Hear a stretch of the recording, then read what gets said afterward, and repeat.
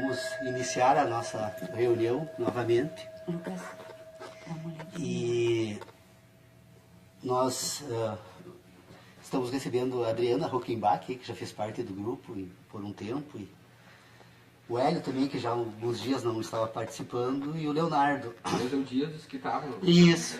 Em função do feriado de carnaval, provavelmente alguns colegas aí do grupo possam ter pensado que a nossa reunião... Ô, Guilherme, pode passar.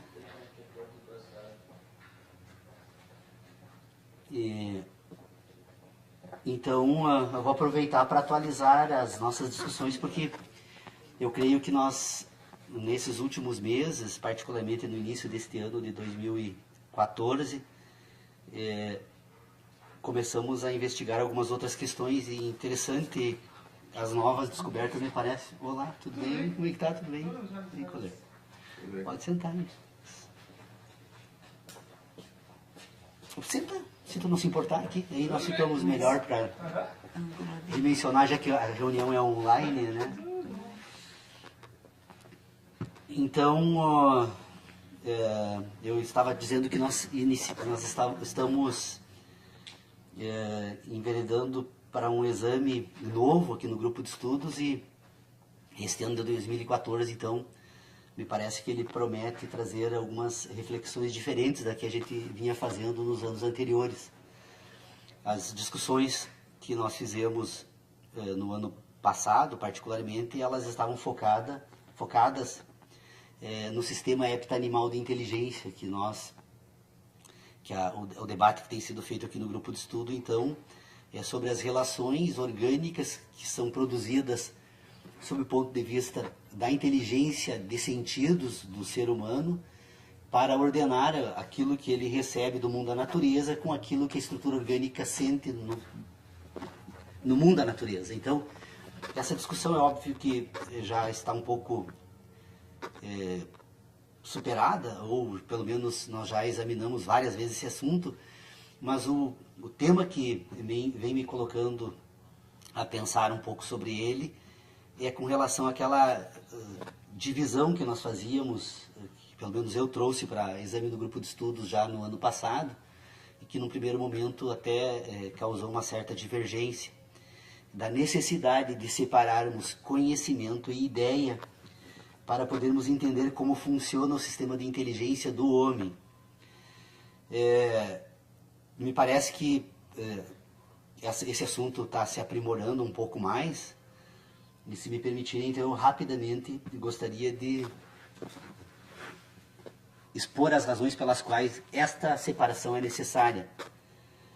Bom, se nós temos a estrutura orgânica, a inteligência humana, como uma totalidade que permite, então, o homem pensar e agir, essa totalidade orgânica, ela procede segundo algumas relações que nós podemos tentar entender, separando um pouco duas dimensões dessa estrutura orgânica, que são necessárias e que compõem essa inteligência total. Essa estrutura orgânica, então, ela tem uma inteligência orgânica, de sentidos, né? Ou seja, todos os seres humanos, eles sentem o mundo da natureza, e estas sensações produzem impressões no indivíduo.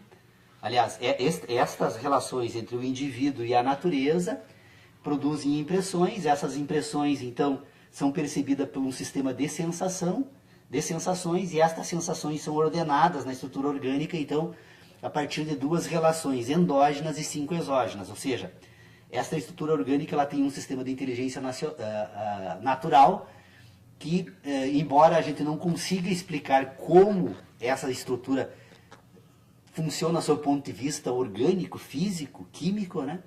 É possível perceber que essa estrutura orgânica, ela procede segundo duas instruções da natureza. Primeiro, é busca da sobrevivência a todo custo. Ou seja, todas as estruturas orgânicas buscam sobreviver. Essa é a grande e primeira instrução desse sistema de inteligência. A segunda instrução, ela se reproduz permanentemente. E a reprodução é orgânica também. O corpo humano está permanentemente renovando células, tecidos. Quando cessa essa reprodução orgânica, essa estrutura morre. Então, essas duas instruções da natureza, que fazem com que essa estrutura busque a sobrevivência e se reproduza permanentemente, elas são, então, o que nós poderíamos chamar, então, de sentidos endógenos, ou sensações endógenas, que o corpo, então, procede naturalmente, e que, racionalmente, nós poderíamos, de certa forma, até associar essas duas grandes instruções da natureza às sensações de prazer e de dor. Não necessariamente uma separação categórica, mas é possível fazer essa associação. Então, há uma estrutura orgânica que, estando presente no mundo da natureza, então, ordena um sistema de inteligência que nós chamamos de inteligência de sentidos. Então, as relações dessa estrutura orgânica, e eu acredito que o que eu estou tratando aqui possa valer, assim, em certo sentido, para quase todas as estruturas orgânicas, mas agora, num segundo momento, depois só cabe ao homem. Mas essa estrutura orgânica, então, ela se relaciona no mundo da natureza, e essas relações são naturais, e essas relações, então, produzem impressões, sensações. Estas sensações dessa estrutura orgânica, então, vai compor aquilo que ela vai denominar de conhecimento. Então, por todo o conhecimento do homem, ou dessa estrutura orgânica, ela deriva das relações que ele estabelece com o mundo da natureza. Não é à toa que Kant, já no início, né, da introdução, na primeira frase, praticamente, da Crítica da Razão Pura, ele diz: não há dúvida alguma que todo conhecimento tem origem na experiência. Então, todo conhecimento tem origem na experiência. Então, nós poderíamos substituir a palavra experiência, se fôssemos ler novamente Kant, poderíamos dizer o seguinte: todo conhecimento tem origem nas sensações. Origina nas sensações. Bom, pronto. Ele diz que depois, mais tarde, né, esse conhecimento assume uma outra dimensão, né, natural, etc. e tal, que não se sabe explicar bem como isso ocorre, mas ele reconhece na introdução da obra essa questão. Então, temos uma estrutura orgânica que sente e, portanto, compõe pelas sensações seus conhecimentos, e esses conhecimentos representam para essa estrutura orgânica aquilo que ele vai denominar de verdade. As verdades são aquelas questões que ele refere aos seus conhecimentos. Não, é verdade, eu vi, é verdade, eu escutei, é verdade, eu apalpei, é verdade, eu senti o gosto, eu ouvi, né? Ou seja, eu apalpei, tem toda uma relação desses conhecimentos, então, com as sensações que compõem verdades. Então, eu poderia, metodologicamente, para fazer esse debate, então, dizer o seguinte: aceitarmos, então, como ponto de partida, então, de um certo debate que precisa ser feito, que é possível identificar, então, no homem, um sistema de inteligência que, das relações que ele estabelece com o mundo da natureza, então, ele sofre impressões. Essas impressões são percebidas por um sistema de sensações. Estas sensações, então, compõem os conhecimentos e as verdades desse indivíduo. Bom, estas impressões, nessa estrutura orgânica também, isso também é um processo orgânico, só que se dá numa dimensão distinta agora. Estas impressões, produzidas então pelas relações da estrutura orgânica com a natureza, essas impressões, elas agora produzem também sínteses. Estas sínteses orgânicas, usar uma comparação meia exagerada, porque às vezes a gente precisa de um ponto de apoio na natureza para poder entender certas ideias que acabam se transformando numa abstração. Inicialmente ela pode se constituir numa abstração assim um pouco extrema, que cause uma certa dificuldade para pôr em ordem essa questão, mas nós poderíamos dizer então que todas as impressões, elas agiriam no ser humano, assim como a luz age sobre o nitrato de prata. O nitrato de prata é o elemento químico utilizado nas películas fotográficas para, a partir da impressão produzida pela luz, então, sinteticamente, ele cria uma imagem do mundo da natureza. É uma comparação absurda, mas a estrutura orgânica procede de forma diferente, mas com uma ideia que nós poderíamos, então, colocá-la dessa forma para poder ser entendido. Então, impressões e sínteses. Impressões e sínteses, impressões e sínteses. Na medida que essas impressões são produzidas, ela compõe conhecimento, compõe verdades. E essa estrutura orgânica, então, desde a concepção até o momento em que ela adquire maturidade e produz aquilo que nós vamos chamar então de razão ou intelecto, ela vai sofrendo essas impressões, e essas impressões são ordenadas nessa estrutura orgânica, e elas vão compor então aquilo que nós vamos denominar agora de ideias. Ideias que são produzidas sinteticamente das impressões produzidas nas sensações do mundo da natureza. Então, esse sistema sintético se organiza, se desenvolve, e ela se desenvolve da seguinte forma. Agora é necessário, novamente, abrirmos um parênteses aqui nessa discussão para esclarecer um assunto. O processo de constituição da razão humana, ela procede no mundo da natureza a partir do reconhecimento de algumas ideias que vão compor, então, esse sistema sintético. Primeiro, na medida que essa estrutura orgânica se desenvolve, que se introduz, então, nesse universo, que compõe essas relações entre essa estrutura orgânica e esse que nós denominamos, então, de mundo da natureza, essa estrutura orgânica percebe que há um universo fenomênico. Esse universo fenomênico é de uma dimensão tal que ele trata, inclusive, como um universo infinito, né? Porque toda vez que ele se volta para esse universo, ele ordena uma certa parte desse universo e percebe que ainda existe uma parte considerável, extremamente grandiosa, que fica fora das possibilidades de organização. Então, há um universo para essa estrutura orgânica. Essa estrutura orgânica, na medida em que ela começa, então, a sofrer impressões e produzir sínteses, na medida em que ela ordena, então, esse universo fenomênico com estas sínteses, com essas ideias, ela passa agora a compor aquilo que ela vai denominar do mundo da natureza. O universo agora já não é uma totalidade desconhecida, mas compõe um mundo que passa a se relacionar com esses conhecimentos. Então, as relações entre as sensações, né, e este universo fenomênico que produz a síntese, do ponto de vista das ideias, ela serve de matéria-prima agora para organizar o mundo nesse universo, que é a totalidade, parcela dela que afeta as sensações e outra parcela que não afeta e que, portanto, não é suscetível de conhecimento. Não é possível conhecer o universo na totalidade, apenas em partes.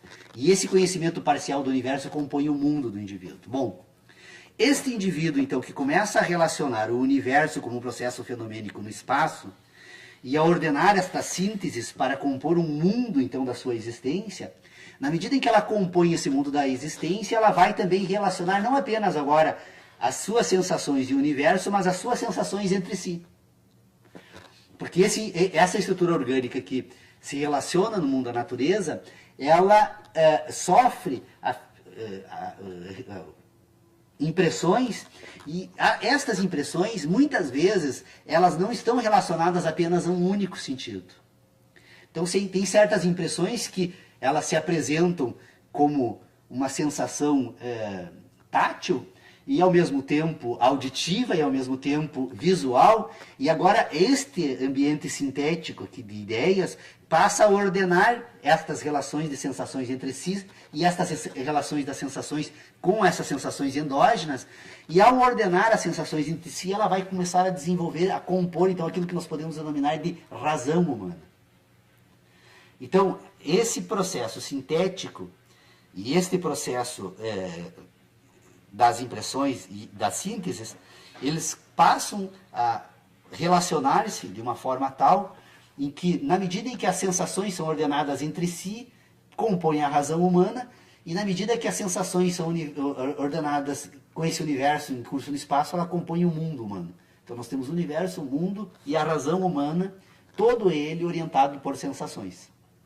Bom, nesse ambiente, então, de síntese, que é o ambiente das ideias, o homem desenvolve aquilo que ele vai denominar, então, de ciência do mundo da natureza. Ciência. O mundo da natureza vem depois. Então, nós poderíamos dizer, então, que nós temos um mundo do conhecimento e nós temos um mundo da ciência. O mundo do conhecimento, então, agora voltado para as sensações e para as verdades do homem, e o mundo da ciência voltado, então, para um sistema sintético de ideias e que vai compor, então, uma parte, um outro âmbito dessa inteligência. Então, todo esse processo, naturalmente, obviamente, se dá onde? No homem. O homem, então, sente e o homem pensa. Do homem que sente e do homem que pensa, então, que se compõe a razão, o mundo e se ordena o universo, este homem agora, então, vai produzir neste ambiente puramente sintético alguns instrumentos auxiliares desse sistema de inteligência.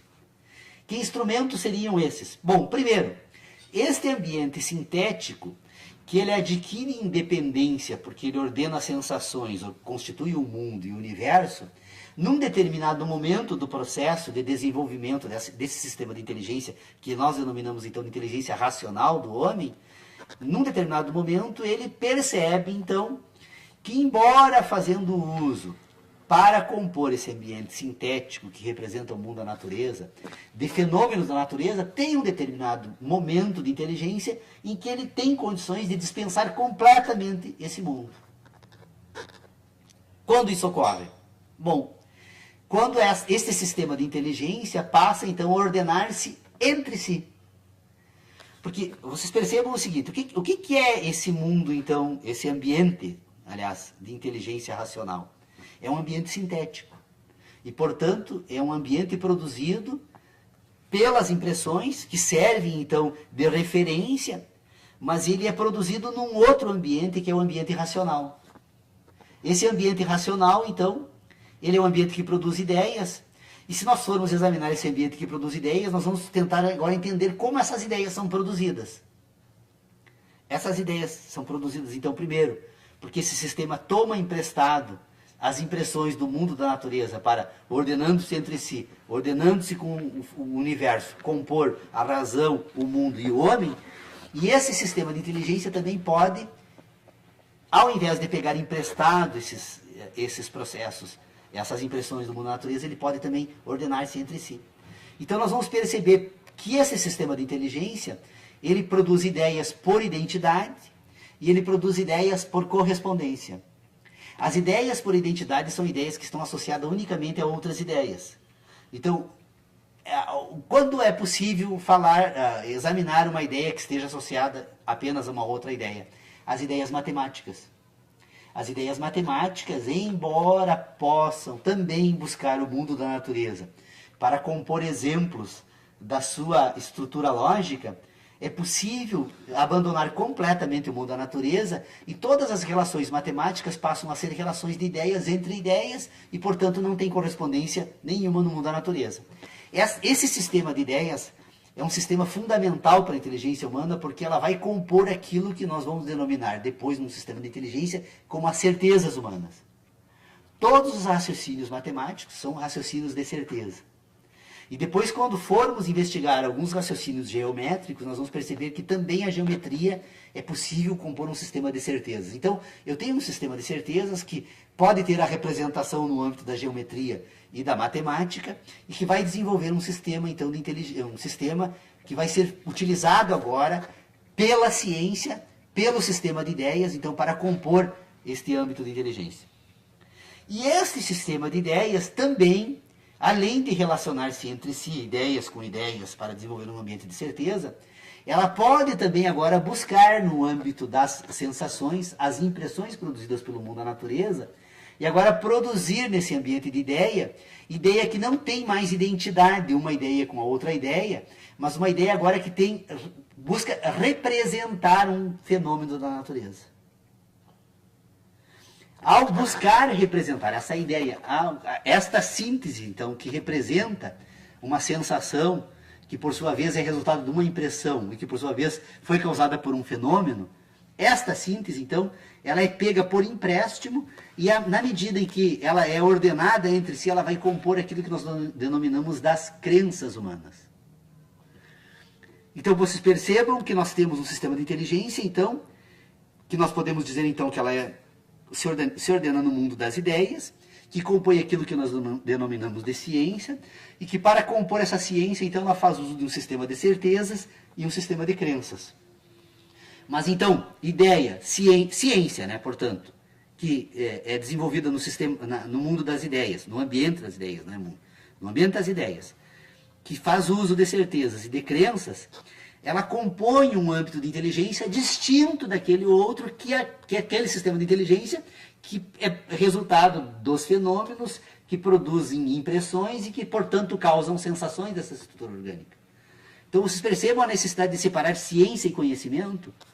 Nós vamos perceber, então, que toda a ciência humana, mesmo a ciência da natureza, por mais desenvolvida que ela seja, como ela busca na natureza as impressões para ordenar esse processo sintético de desenvolvimento de um sistema de ideias, a ciência, mesmo da natureza, toda vez que tratar de qualquer assunto que diga respeito à natureza, ao fenômeno natural, ao homem e a qualquer acontecimento do mundo natural, ela, por mais refinada, por mais que ela avance, ela sempre vai compor um sistema de crenças.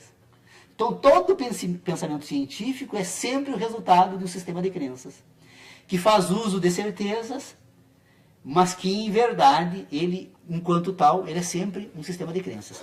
Por isso que é necessário, no ambiente da ciência agora, nós colocarmos em ordem um pouco o que a filosofia, né, sempre tentou tratar como metafísica, né? Ou seja, toda a ciência é metafísica. Todo o sistema de ideias é metafísico. E nesse ambiente da metafísica, agora, existe uma parte da metafísica que é uma metafísica pura, e tem uma parte da metafísica que é uma metafísica impura. Eu poderia dizer que há uma parte da ciência que é ciência pura, e há uma parte da ciência que ela é uma ciência impura. A ciência pura é aquela representada pelos pensamentos matemáticos e geométricos. E a ciência impura é aquela que busca no mundo da natureza, então, as representações para as ideias, para compor agora um sistema de inteligência.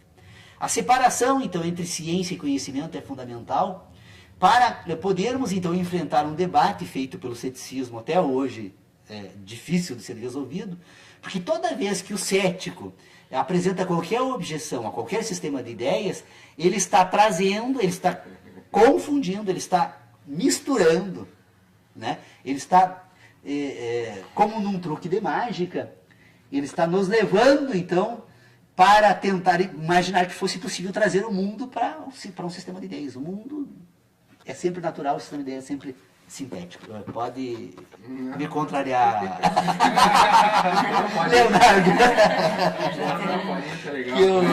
É que eu não tenho acompanhado, não sei. Uhum.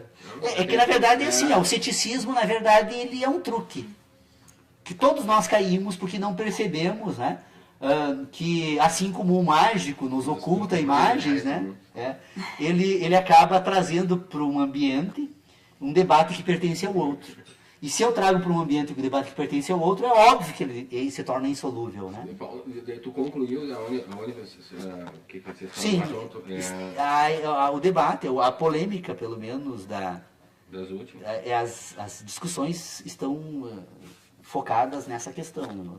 Embora tenhamos já trazido aí para algumas reuniões, até porque é um propósito do grupo de estudos também examinar algumas ideias que permearam certos debates filosóficos no curso agora desses últimos 2 séculos, particularmente o Círculo de Viena.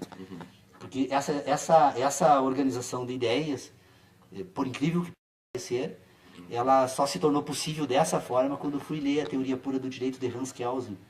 Eu fui convidado para lecionar filosofia e ética no IESA, que está me dando um prazer imenso, né?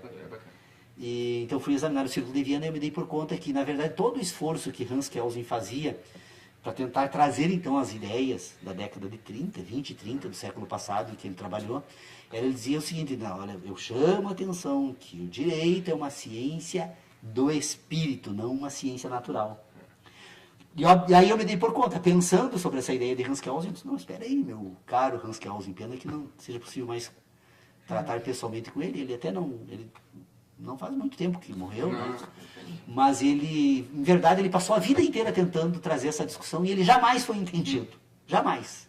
Hans Kelsen, e talvez se ele tivesse encontrado um espaço para debater essas ideias, talvez ele tivesse chegado aos resultados agora. Porque o que, na verdade, que eu, pelo menos, cheguei modestamente, não leve a mão, não é nenhuma arrogância minha, mas como eu efetivamente tenho procurado, assim, obstinadamente, dia e noite, em sonho, acordo à noite pensando sobre essas ideias, talvez eu tenha conseguido um resultado um pouco mais avançado com relação a isso.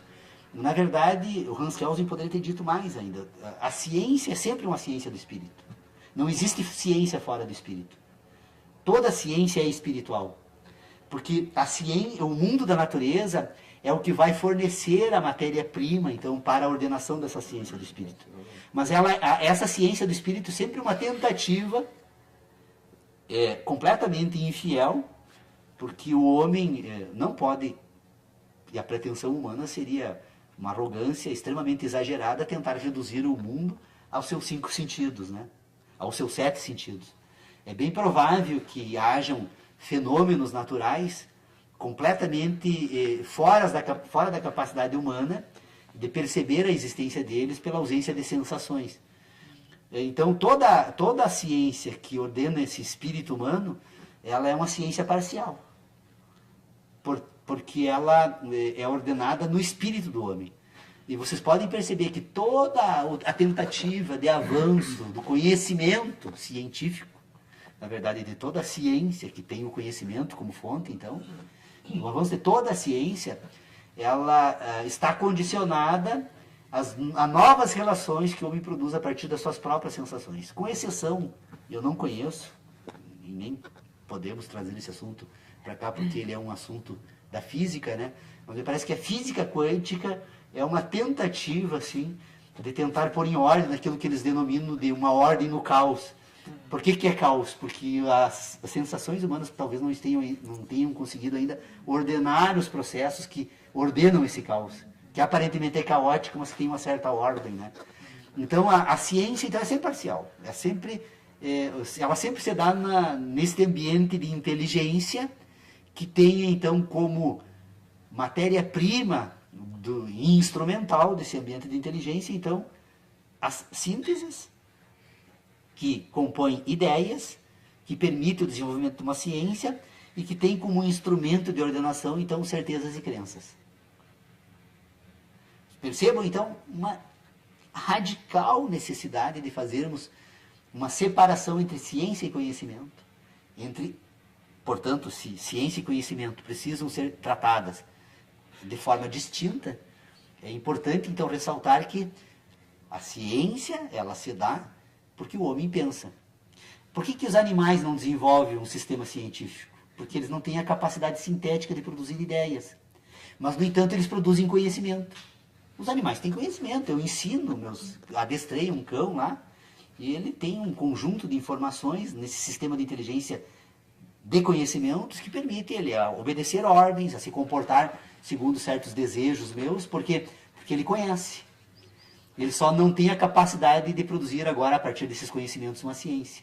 E o dia que ele conseguir fazer isso, ele se equipara ao homem. Daí a minha constante diferença, né? O animal faz isso porque ele é um ato de repetição. É conhecimento. O dia que ele tiver conhecimento, ele vai produzir ciência. Não, ele não tem conhecimento. Então ele não vai produzir ciência nunca. Ele repete. É um ato instintivo dele. Não é conhecimento. Pois isso aí é a nossa briga antiga. Não, mas o conhecimento vai ter. É que conhecimento em ciência para ti, tu trata como um assunto. Não, a ciência só é ciência se ela vira baseada no conhecimento. Sem conhecimento não se tem ciência. Não, a matemática não vem baseada em conhecimento algum, e a ciência das ciências. O velho Kant, de novo, aquela nós vamos retornar, de novo, dizia o seguinte, que para fazer a relação da matemática, tu precisa da natureza.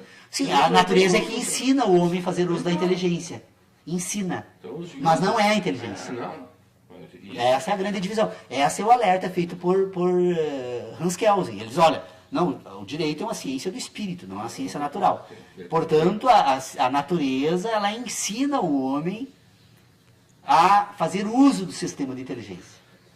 Mas depois que ela ensina, essa autonomia dá ao homem a capacidade de dizer, olha, mundo, aprendi agora, deixo de lado para poder examinar a minha própria inteligência. Porque o que acontece com o sistema de inteligência que nós hoje fazemos uso? Nós, quando ordenamos estas sínteses, nós confundimos essas sínteses com o fenômeno. Ou seja, eu penso que a ideia de casa é a imagem que a casa produz na minha retina. E, portanto, eu passo a tratar agora a ideia de casa como a casa. Não. A ideia de casa, ela é resultado da sensação que ela produz em mim. Tanto que eu posso me aproximar de uma casa Se eu fechar os olhos, a casa não desaparece, mas a sensação desaparece. E, portanto, eu não tenho a síntese agora para ter a ideia de casa. Então, todo indivíduo que sente, ele sente porque tem sentidos. Então, todas as ideias estão relacionadas ao sentido e não ao objeto. Todos nós imaginamos que pensamos objetos. Essa é a grande questão que precisa ser resolvida. Qual o método que nós precisamos encontrar para, ao educar os nossos filhos, educar no sentido de contribuirmos, então, agora com esse mundo da natureza para pôr em ordem, de uma forma mais eficiente, esse sistema de inteligência, de que forma nós vamos, então, intervir nesse processo natural para fazer com que ele perceba o mais cedo possível. Isso é muito importante para a mudança, então, para que o homem dê um salto de qualidade nesse universo. Qual o momento que nós precisamos intervir, de que forma nós devemos intervir para fazer com que ele perceba que ele não pensa objetos, mas que os objetos produzem sensações. E todos os pensamentos estão orientados por sensações e não por objetos. Então, quando nós estivermos examinando qualquer tema, sempre que nós evocamos uma ideia, que está então no âmbito da ciência, esta ideia, ela primeiro precisa ser relacionada à sensação, para depois ser relacionada ao fenômeno. Por que isso? Porque entre o fenômeno e a sensação, existem várias questões que precisam ser consideradas. O movimento. Porque esse universo é um processo em curso no espaço. Se o universo fosse completamente paralisado, não haveria dificuldade alguma de ordenação. Porque nós estaríamos diante de um sistema estável de sensações. O problema é que o universo está sempre em movimento. E esse movimento do universo, ele precisa ser considerado. Porque esse movimento, além de ampliar distâncias permanentemente, ou aproximar distâncias permanentemente, ele promove agora a necessidade de que esse indivíduo, então, que sente, precise considerar a sensação e a fonte produtora do fenômeno. Porque entre a sensação e a fonte produtora do fenômeno há, então, um movimento e um espaço. Há movimento e espaço. A prova está, eu não canso de repetir um exemplo que eu e o Lucas um dia acabamos montando juntos, conversando, nas nossas conversas também de filosofia.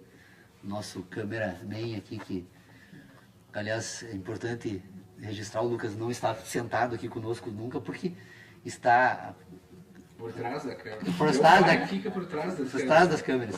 Mas participa desde os 6 anos. Um documentário sobre o Lucas para mostrar a importância que estão por trás das câmeras. Nunca são levados a sério, né? Desde os 6 anos de idade ele participa do grupo de estudos. Eu acredito que isso deva ter ajudado bastante.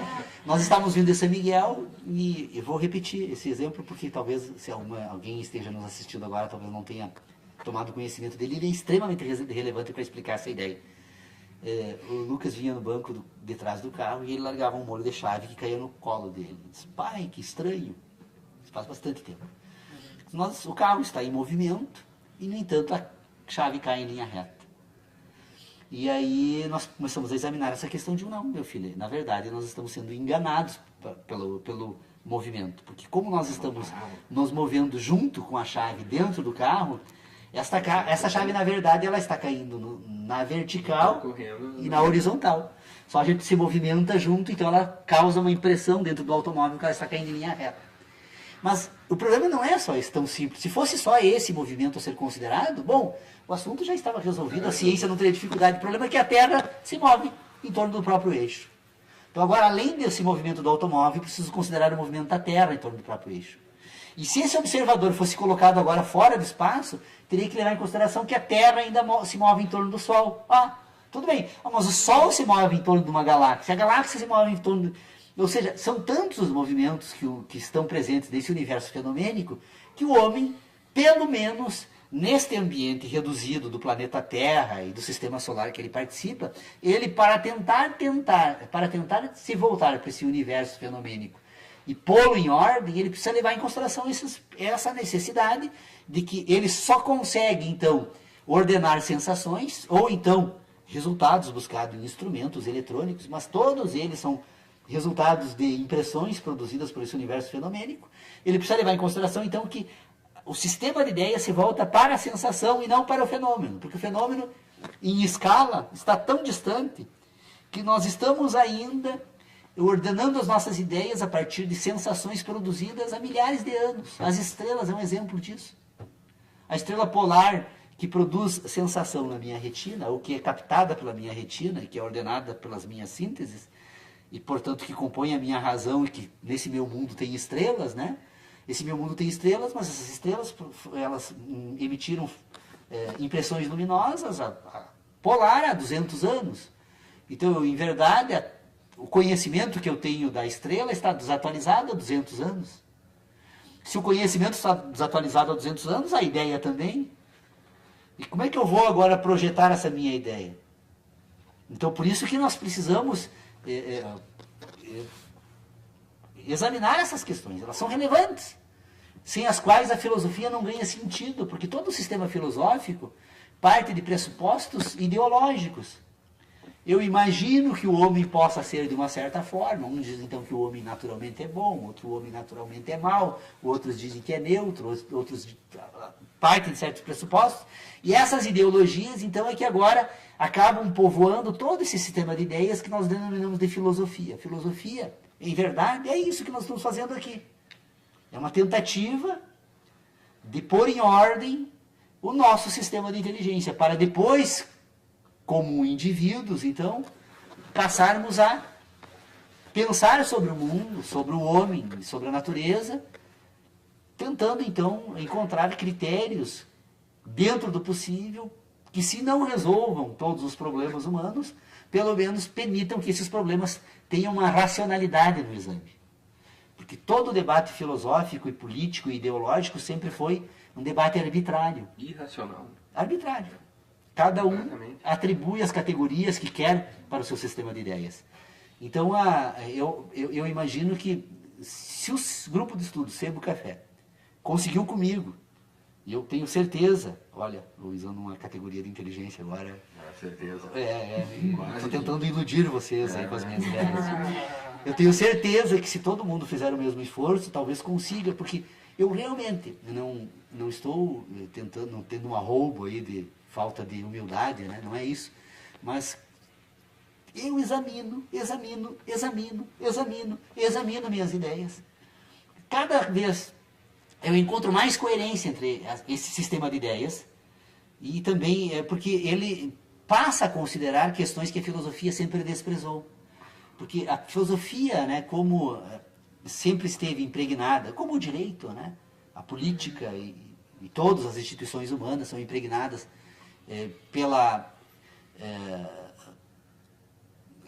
o homem. Então vamos lá, vamos fazer um pontinho aqui para colocar um pouco de lenha na fogueira aqui.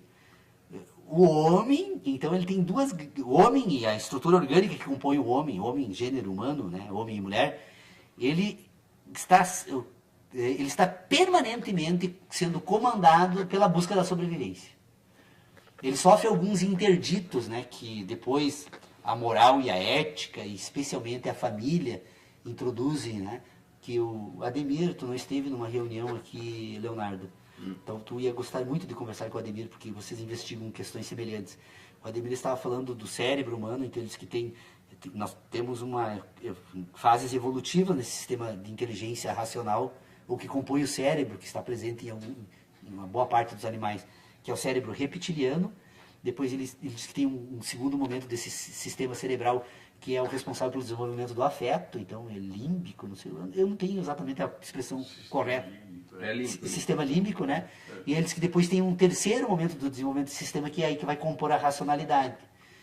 Então, como o ser humano então é ordenado por esse sistema que manda sobreviver a qualquer custo, e que sofre interditos então do sistema límbico e depois do racional, mas ele é comandado pela busca da sobrevivência. Então, a política, a filosofia, a religião, todas as instituições humanas, elas sofrem influência dessa instrução da natureza da busca da sobrevivência. Então, o homem é um ser interessado. Todas as intervenções que o homem faz na natureza, ela tem essa coordenação da sobrevivência e, portanto, ele vai buscar, então, desta instrução, atender em parte. Por isso que nós dizemos que a educação é a que detém o homem, né? O homem só não exerce na plenitude porque ele recebe um processo agora que nós chamamos então de educação, que é resultado de um sistema civilizado, racional civilizado, ou que pode também ser voltado para os sentidos. Isso não é só um sistema de ideias. Você vai perceber entre os Guarani, né, os Mibiá Guarani, a concordância é essa, né? Embora soe um pouco diferente, mas os Mibiá Guarani, ele tem um sistema de inteligência totalmente voltado para os sentidos. Eles não é que desprezam a capacidade racional, mas a capacidade racional é só um sistema auxiliar de um sistema que eles têm como ponto de partida o afeto. O afeto, então, vai servir de interdito à violência e freio, né, a todo esse processo que o homem naturalmente age na sociedade. Então, o homem, a política, o homem é um ser que, nesse sistema de inteligência, que composto então de conhecimentos e de ideias, ele vai desenvolver um sistema agora que nós poderíamos chamar então de moral. Então, toda a ciência, na verdade, é um sistema moral. Então, o sistema moral é um momento em que o homem ordena as suas ideias, e este indivíduo vai desenvolver, então, um conjunto agora de um conjunto de inteligência orientado pelos sentidos que coordena ações. Ele vai desenvolver um sistema ético. Então, a ética vai coordenar a ação humana e a moral vai coordenar as ideias do homem. A ética e a moral, então, agora, compondo o indivíduo, que é o homem, vai agora compor um terceiro momento de inteligência, que é o homem político. O homem que age, orientado por uma moral e por uma ética. Então, a política, na verdade, é o momento que o homem busca realizar todos os seus interesses. Todo ser humano é um ser político porque ele recebe da natureza uma instrução para sobreviver. A política, então, é a que orienta a sobrevivência no mundo civilizado, e ela, então, ordena agora a moral e ordena a ética. O ponto de partida da ética aristotélica, a política. Olha, então, Aristóteles, gostaria muito de ter lido ele. A ética, isso aí. Ele fica pensando lá qual seria o ponto de partida para ele definir a ética. Na verdade, a ética é o sistema que ordena conhecimentos e ações. A moral é um sistema que ordena ideias. Ordena, então, o ambiente das certezas e das crenças humanas. Então, E a grande pergunta que ele faz, o que o homem... Agora vamos lá, assim, ó. Por isso que há um tempo atrás eu fiz uma afirmação em que hoje eu retomo, né? Por isso que Deus é um ser moral. Quem é Deus? Não, é um ser moral. Mas quem é esse cara? Não, é um ser moral. Portanto, se a moral ela é composta por um sistema de certezas e crenças, o teu Deus é o teu Deus, o meu Deus. Eu tenho o meu Deus. Nós todos temos os nossos deuses aqui. Ou o nosso Deus. Mas Deus é um ser moral. Porque, a não ser que eu tome o universo como Deus, fenomênico. Então, Não, eu acho que sim, que Deus... o universo fenomênico. E aí, então, para mim, Deus é um ser moral, mas para mim, então, Deus encontra justificativa na vida. Então a moral está na crença. Onde há vida, há Deus. Tem. A moral Deus tá é na a crença, vida. Paulo. Hã? A moral está na crença, então. Não, a moral, a todo sistema científico é um sistema, sempre é um sistema moral. Se Deus Não. é moral... Eu não queria polemizar sobre Deus. Não, Eu só estou não é. dizendo. Se ele é moral, ele está na crença. Deus é na crença ou na certeza. Mas qual a certeza? Porque ele faz parte do sistema de ideias. Deus pode ser. Não dá para usar a palavra ser para Deus, né? Porque Deus como faz parte de um sistema, ele é constituído por um sistema moral. Deus talvez ser é o homem, é o homem que tem Deus. E a Deus vida, talvez portanto. seja o único sujeito ou objeto epistêmico que pode botar por baixo qualquer teoria, porque se tu levar ele para uma teoria, tu tem que considerar ele. Eu não estou considerando ele, estou dizendo que Deus é constituído no ambiente moral. Pronto. Deus, Deus não cobra a ética de Deus. Deus não tem. Deus ele propõe uma ética. Nessa moralidade ele propõe uma ética, mas ele é um sistema. Bom, mas vamos deixar fora, porque realmente esse não seria nem o propósito debater esse assunto. Mas vocês percebam então que agora nós estamos avançando. Se nós temos um sistema de conhecimentos e um sistema de ciência, uma ciência e conhecimento que podem ser colocadas em pontos distintos de exame ou em ambientes distintos de exame, nós podemos, então, agora, voltando para esse ser total que é o homem, que é a estrutura orgânica, então, que age, trazer, então, o conhecimento para ordenar a ética e trazer o sistema de ideias para organizar a moral. Então nós temos a moral e a ética e o homem. E o homem, então, agora como um ser político. E, portanto, a política... Vocês percebam, o que é o Estado? Que é uma instituição humana. O Estado é um sistema de ideias. Eu não consigo identificar... Eu identifico indivíduos que se dizem detentores de funções de Estado, porque foram investidos também por um sistema de ideias, que são as leis. Então vocês percebam, trazendo então o Círculo de Viena e Hans Kelsen dizia, não, direito e Estado são apenas diferentes abordagens de um mesmo tema. O Estado só é Estado porque é um Estado de direito, e o direito só é direito porque é resultado do Estado, é produzido pelo Estado. Então Estado e direito tratam do mesmo tema. Então, se Estado e Direito tratam do mesmo tema, e se Estado e Direito fazem parte da ciência do espírito, o Estado é um estado de espírito. Por que há determinadas... O que acontece hoje? Por que as pessoas agem do jeito que agem? Porque elas não reconhecem mais no sistema de ideias o Estado como tal, ideologicamente colocado, como responsável pela ordem, pelo bem comum, pela felicidade geral. Então, por não reconhecer, por não fazer mais parte de um sistema de ideias... Na verdade, antes de cair o Estado, caem as ideias. A ação humana agora se dá no plano da natureza. Desculpe, gente, eu falo demais, mas... O próprio Estado nos ilude, né? Todo não, tempo. O Estado não nos ilude, nós nos iludimos. Não, estou dizendo que se ele é um sistema de ideias, né? Estou dizendo que para afirmar que o Estado te ilude diariamente com as armadilhas do próprio sistema moral dele, né? Ele vai se ele chegou a examinar essa questão. Se tu examinou, eu tô na 4ª página do Hans Kelsen, então... Eu li Kelsen bastante. Estou tratando com meus alunos e, em verdade, eu estou lendo o livro junto com eles.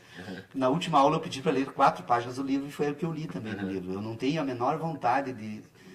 não tenho o menor interesse em me antecipar, porque eu tenho certeza que vai ser uma viagem e que vai precisar de um semestre todo para essa leitura. Ora, se o Hans Kelsen me leva, sei lá... Ele diz que o livro, quando ele escreve o livro, isso foi em Viena, uma obra bem interessante, se vocês quiserem eu passo para vocês.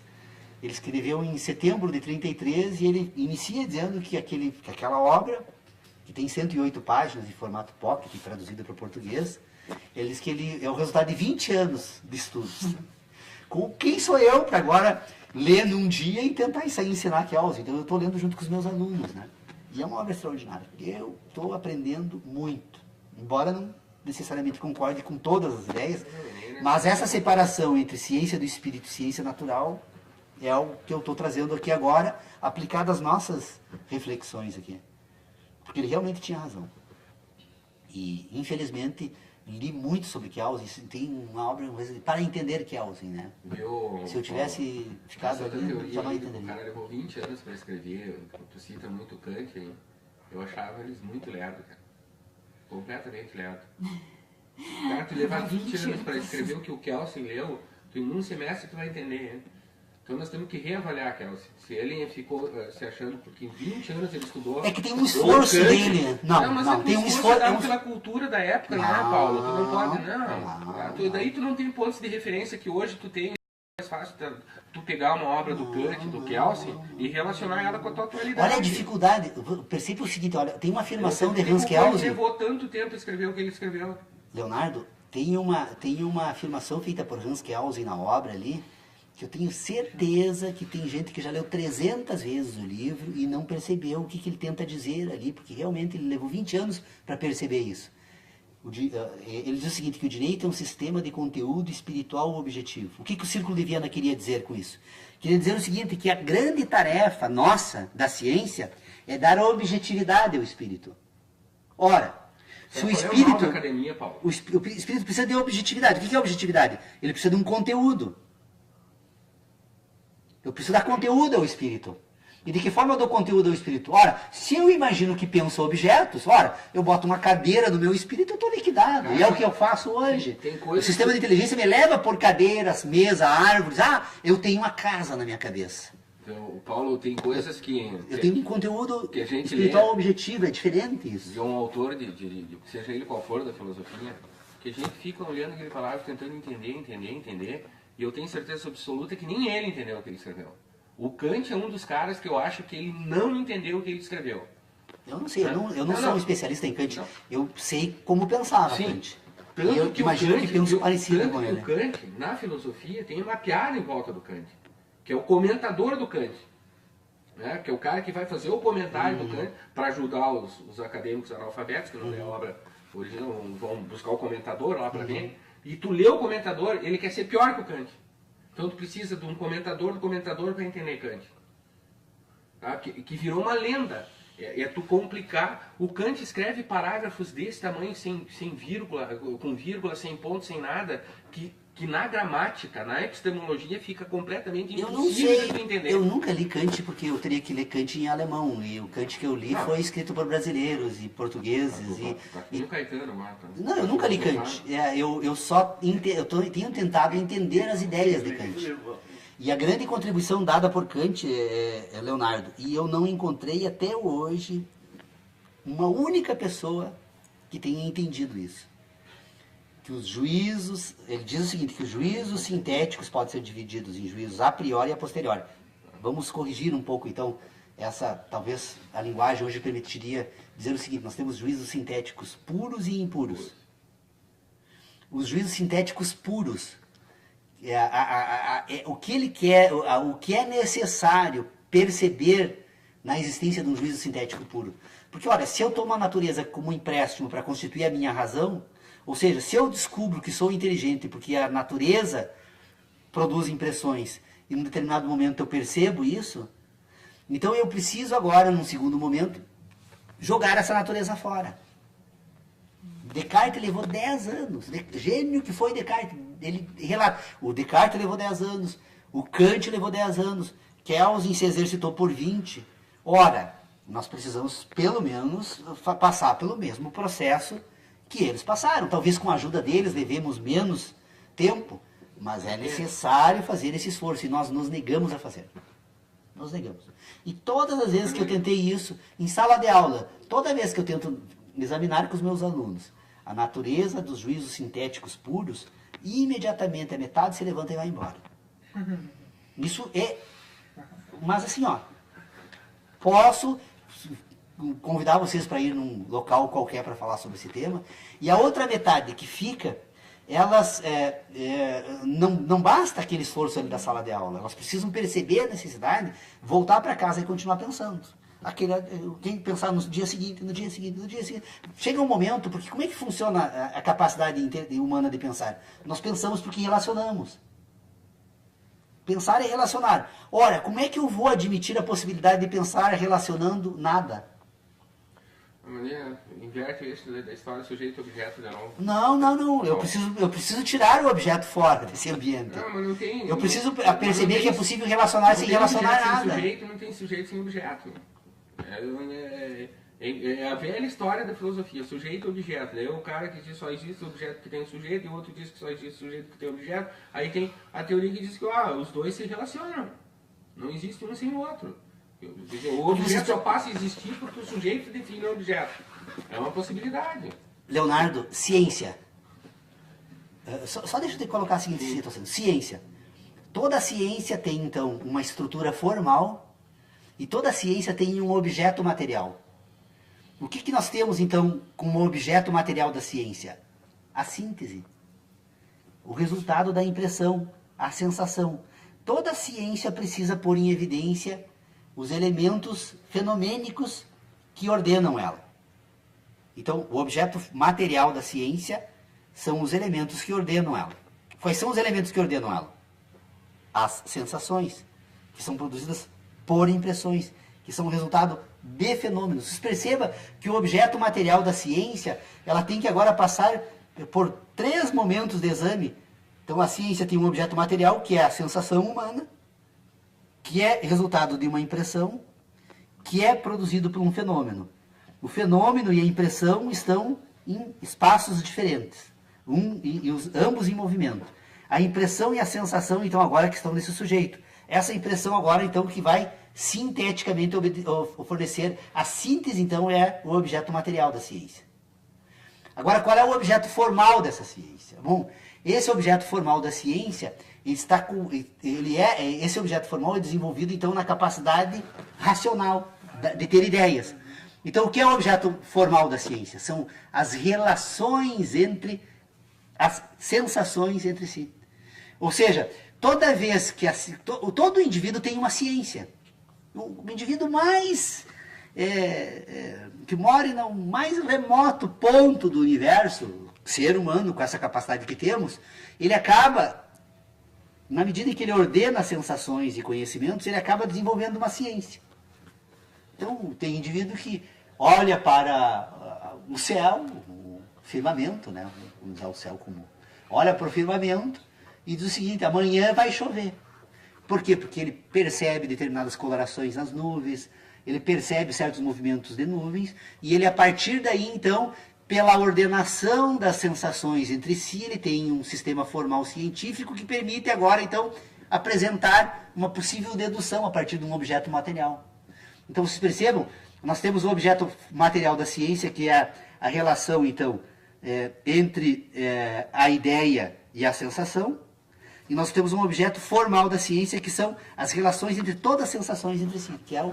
Então, as relações entre sensações compõem a razão e também desenvolvem aquilo que nós denominamos, então, objeto formal da ciência, que vai compor a ciência, que vai permitir, então, agora que esse indivíduo desenvolva um sistema moral, e que só é possível porque ele tem a capacidade de ter ideias, e isso só nasce porque ele recebe impressões que produzem sínteses. É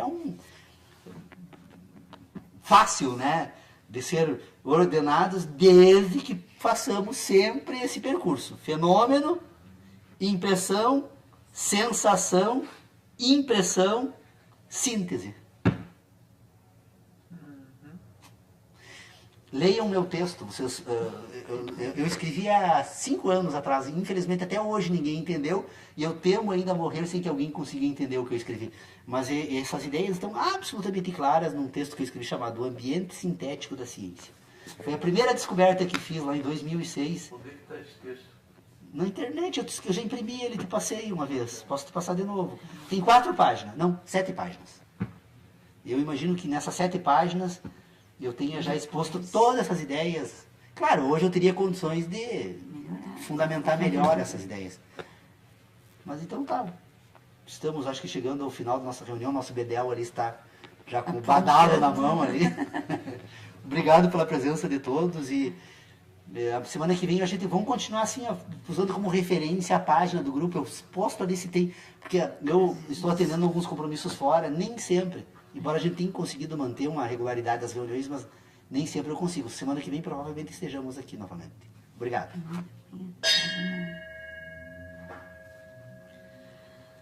E aí, Adriana, você fica também. O corpo humano está permanentemente renovando células, tecidos. Quando cessa essa reprodução orgânica, essa estrutura morre. Então, essas duas instruções da natureza que fazem com que essa estrutura busque a sobrevivência e se reproduza permanentemente, elas são, então, o que nós poderíamos chamar, então, de sentidos endógenos, ou sensações endógenas, que o corpo, então, procede naturalmente, e que, racionalmente, nós poderíamos, de certa forma, até associar essas duas grandes instruções da natureza às sensações de prazer e de dor. Não necessariamente uma separação categórica, mas é possível fazer essa associação. Então, há uma estrutura orgânica que, estando presente no mundo da natureza, então, ordena um sistema de inteligência que nós chamamos de inteligência de sentidos. Então, as relações dessa estrutura orgânica, e eu acredito que o que eu estou tratando aqui possa valer, assim, em certo sentido, para quase todas as estruturas orgânicas, mas agora, num segundo momento, depois só cabe ao homem. Mas essa estrutura orgânica, então, ela se relaciona no mundo da natureza, e essas relações são naturais, e essas relações, então, produzem impressões, sensações. Estas sensações dessa estrutura orgânica, então, vai compor aquilo que ela vai denominar de conhecimento. Então, por todo o conhecimento do homem, ou dessa estrutura orgânica, ela deriva das relações que ele estabelece com o mundo da natureza.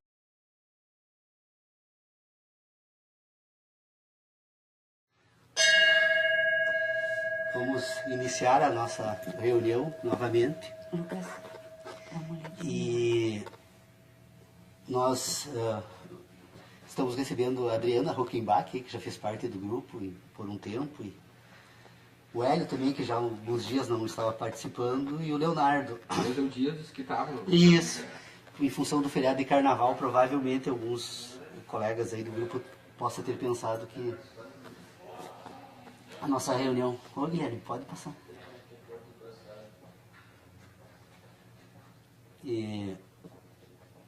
Então, eu vou aproveitar para atualizar as nossas discussões, porque eu creio que nós, nesses últimos meses, particularmente no início deste ano de 2014, começamos a investigar algumas outras questões, e interessante as novas descobertas, me parece. Olá, tudo bem? Como é que está? Tudo bem? Bem, colega? Pode sentar, hein? Senta, se tu não se importar aqui, aí nós ficamos melhor para dimensionar, já que a reunião é online, né? Então, eu estava dizendo que nós estamos enveredando para um exame novo aqui no grupo de estudos, e este ano de 2014, então, me parece que ele promete trazer algumas reflexões diferentes da que a gente vinha fazendo nos anos anteriores.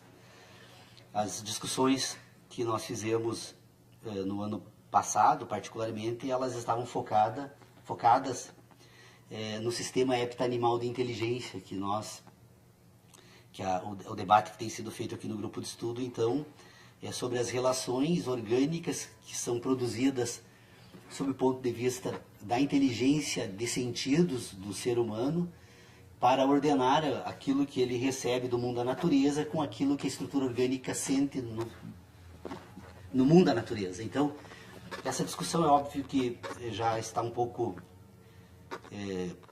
superada, ou pelo menos nós já examinamos várias vezes esse assunto, mas o tema que vem me colocando a pensar um pouco sobre ele é com relação àquela divisão que nós fazíamos, que pelo menos eu trouxe para exame do grupo de estudos já no ano passado, e que num primeiro momento até causou uma certa divergência, da necessidade de separarmos conhecimento e ideia para podermos entender como funciona o sistema de inteligência do homem.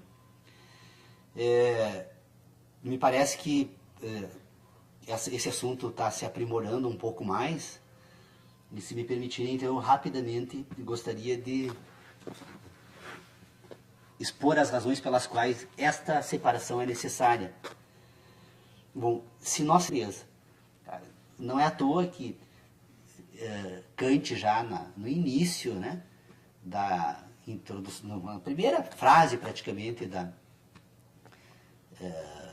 Crítica da Razão Pura, ele diz: não há dúvida alguma que todo conhecimento tem origem na experiência. Então, todo conhecimento tem origem na experiência. Então, nós poderíamos substituir a palavra experiência, se fôssemos ler novamente Kant, poderíamos dizer o seguinte: todo conhecimento tem origem nas sensações. Origina nas sensações. Bom, pronto. Ele diz que depois, mais tarde, né, esse conhecimento assume uma outra dimensão, né, natural, etc. e tal, que não se sabe explicar bem como isso ocorre, mas ele reconhece na introdução da obra essa questão. Então, temos uma estrutura orgânica que sente e, portanto, compõe pelas sensações seus conhecimentos, e esses conhecimentos representam para essa estrutura orgânica aquilo que ele vai denominar de verdade. As verdades são aquelas questões que ele refere aos seus conhecimentos. Não, é verdade, eu vi, é verdade, eu escutei, é verdade, eu apalpei, é verdade, eu senti o gosto, eu ouvi, né? Ou seja, eu apalpei, tem toda uma relação desses conhecimentos, então, com as sensações que compõem verdades. Então, eu poderia, metodologicamente, para fazer esse debate, então, dizer o seguinte: aceitarmos, então, como ponto de partida, então, de um certo debate que precisa ser feito, que é possível identificar, então, no homem, um sistema de inteligência que, das relações que ele estabelece com o mundo, nós temos a estrutura orgânica, a inteligência humana, como uma totalidade que permite, então, o homem pensar e agir.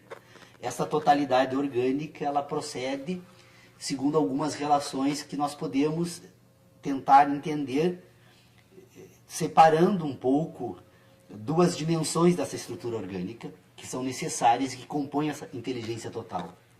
Essa estrutura orgânica, então, ela tem uma inteligência orgânica, de sentidos, né? Ou seja, todos os seres humanos, eles sentem o mundo da natureza e estas sensações produzem impressões no indivíduo. Aliás, estas relações entre o indivíduo e a natureza produzem impressões. Essas impressões, então, são percebidas por um sistema de sensações, e estas sensações são ordenadas na estrutura orgânica, então, a partir de 2 relações endógenas e 5 exógenas. Ou seja, esta estrutura orgânica ela tem um sistema de inteligência natural que, embora a gente não consiga explicar como essa estrutura funciona sob o ponto de vista orgânico, físico, químico, né? É possível perceber que essa estrutura orgânica ela procede segundo 2 instruções da natureza. Primeiro, é busca da sobrevivência a todo custo. Ou seja, todas as estruturas orgânicas buscam sobreviver. Essa é a grande e primeira instrução desse sistema de inteligência. A segunda instrução, ela se reproduz permanentemente.